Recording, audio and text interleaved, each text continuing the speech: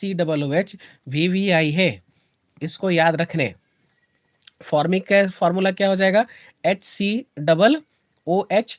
और ये formic acid किस में पाया जाता है, चींटी में पाया जाता है।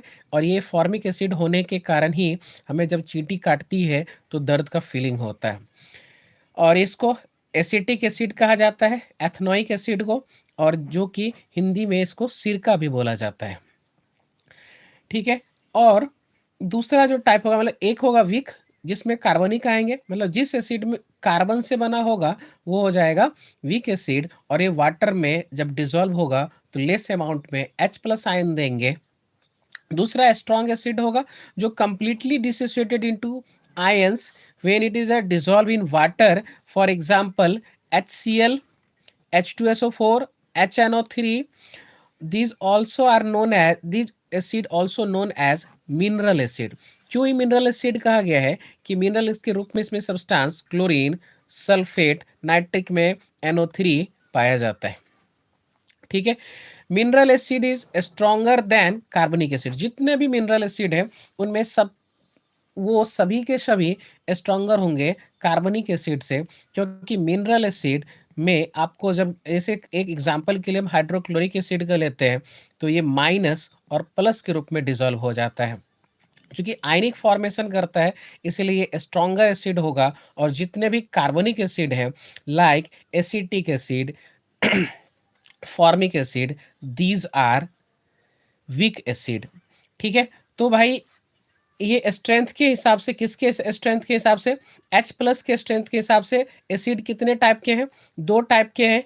एक वीक एसिड, जिसको कैसे समझेंगे, जो लेस अमाउंट में H+ आयन डिसोसिएट करेगा, जैसे कि एथनोइक एसिड हो गया, फॉर्मिक एसिड हो गया। फॉर्मिक एसिड एंट में पाया जाता है। और स्ट्रॉन्ग एसिड के रूप में all minerals acid are strong acid like HCl, HNO3, H2SO4, these all are strong acid. आपसे अगर पूछा जाए कि भैया इन सब में से ज्यादा स्ट्रॉन्ग, सबसे ज्यादा स्ट्रॉन्ग कौन है, तो आप बोलोगे HNO3 सबसे स्ट्रॉन्ग कौन होगा, HNO3, फिर आएगा H2SO4, फिर आएगा HCl।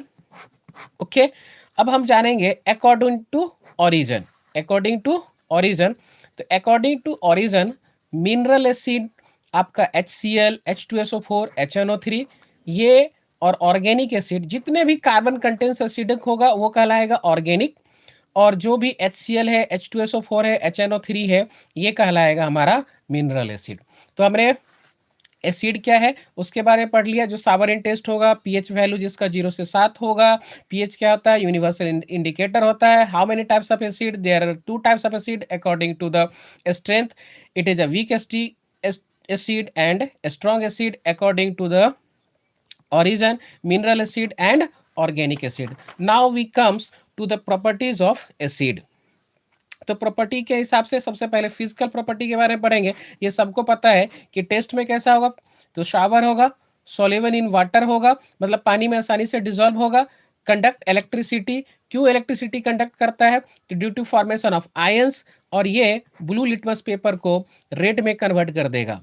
Acid blue litmus paper को रेड में कन्वर्ट कर देता है।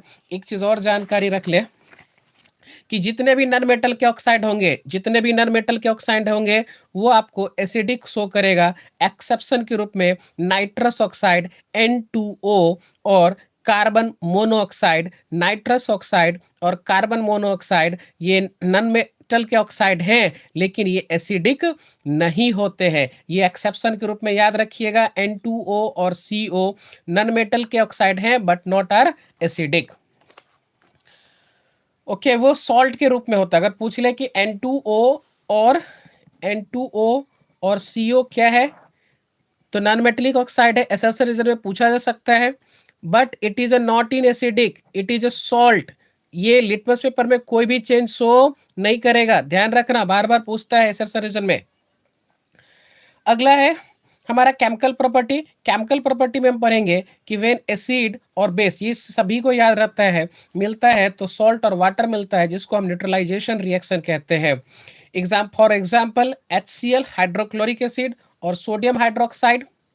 और ध्यान रखना कि मेटल का हाइड्रोक्साइड होता है बेसिक, मेटल का